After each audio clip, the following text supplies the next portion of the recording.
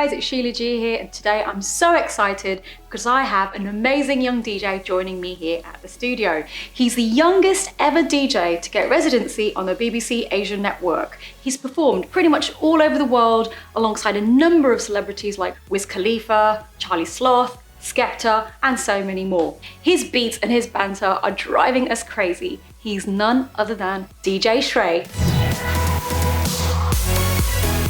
It's such a great achievement that you are now a resident DJ on the BBC Asian network. But I want to know what you were doing before you came to work for the BBC Asian network. Funny story. So I was studying law at uni. I was doing my LPC, which is like the thing you do after law. At uni, I was always doing nightclubs and stuff like that. I just felt like the law stuff was fun, but every year I was studying it, I was getting less and less interested in it and more interested in the music. I used to go to this local, this place near to where I live. I shouldn't have really been allowed in, but I was in there when I was about Fake ID? Yeah, no, I just got to know the bouncers there. Okay. I was like 15 or 16. I used to watch the guy playing there and he was DJing. I was like, oh, that's really cool.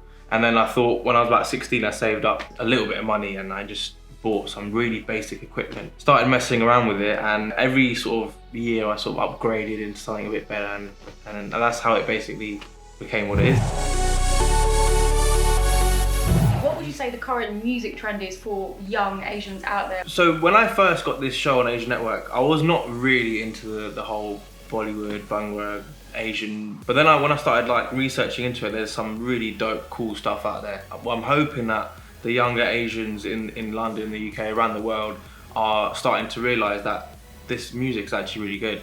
It's like a mix of dancehall, reggaeton kind of vibe coming into this whole Asian industry, which is really working. And then you've got people like Jasmine Sanders who are just killing it. The Brit Asians like your Zach Knights, your Jazz Damis, all those kind of guys are just smashing it. I know in India they like a lot of house and techno and stuff like that. And there is some Bollywood stuff with those sort of vibes to it, but I think the way it's moving is more dancey, kind of a bit slower, sort of. I don't know if there's any DJs listening, about 100 BPM sort of vibe, basically. That's where it's heading.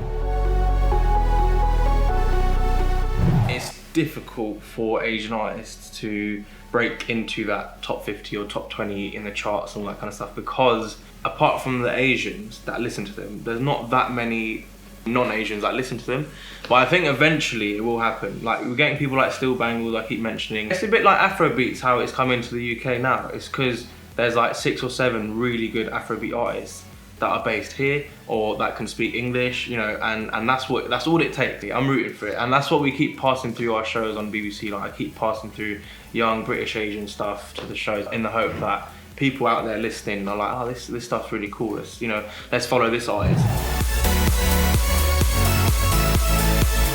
Try and mix it up, try and be a bit different, try and throw some curveballs in there, try and add some of your own flavour in there. Don't just be the same old DJ, basically. I do a segment where I play in those 3 hours, I'll have maybe 15 to 20 tracks that I've chosen that I want to play on Asian Network for that show. So people send me their stuff. I usually spend like all day listening to like 100 songs, and I pick about 20. Most of them are unsigned, young, British Asian, but it could be anyone.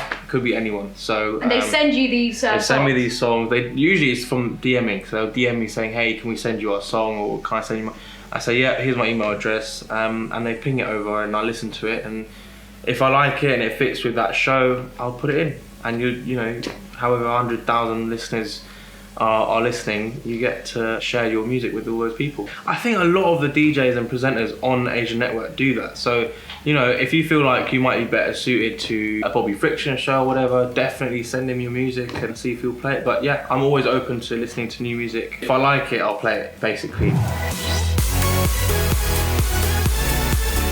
Shraii, tell me about famous people you've worked with. I was so lucky because I was working at Milkshake, Ministry of Sound, when I was about 18 to 21, 22-ish. One year we had like 10 celebs in a row. We had Sean Paul, The Game, Wiz Khalifa, Skepta, T-Pain, all in 1 year. Every Tuesday we had someone different. So I've managed to work with so many sick singers, and when I say work with, so I'd usually DJ, then they perform, and I'd come back and DJ again, or I'd DJ before or after them or something like that. And Wiz Khalifa came, that was a couple weeks after, I think a couple weeks after, and he had a lot of champagne. And I don't know if you know the DJ booth at Ministry of Sound, and there's like 10 decks there, and let's just say he had a you got a bit excited with the champagne, and some of the decks might have broken. We love Wiz Khalifa, right? Would you say they're very much sort of diva-ish? A lot of the sort of famous people. I say the US artists are more sort of, you know, they come with a massive entourage. Usually they sort of like things the way they want it, and if it's not like that, they're not performing basically. So I think the US guys like that. The UK people are so chilled, man. Like Wiley comes in his trackies and comes through the front main door, you know, takes pictures of everyone. The same with like Westwood and people like that. They're really chilled. Charlie Sloth is the same. But everyone from the UK is very cool, very cool.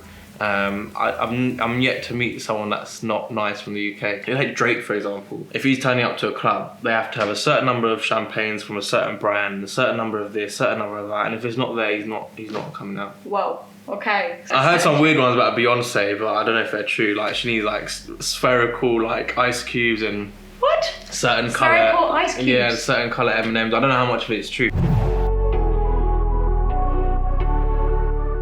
Shraii, when it comes to being a DJ, right? The DJ gets a lot of attention from the ladies. What is it like for you when you're a DJ? Do you find there's a bit of woo? It's just this tradition. Like it's not even like what you look like or anything like that. It's literally because you're the DJ, you get this extra attention. It's just one of those things, and you just get used to it. People forget that you're actually doing a job. Yeah. A lot of the time, they forget that you're mixing two songs together, and they're throwing phones in your face. And the politest thing you can say is just give me 1 second and let me just finish this mix. I'll come and chat to you. Finish the mix, and then you can say, yeah, what song were you after? And then they want to just faff around on their phone on their Spotify playlist looking through songs. So you kind of like get it ready and then come speak to me. But do you always play what they ask you to? No, within reason I will, but not all the time. If it's a good request, I don't have a problem with playing it.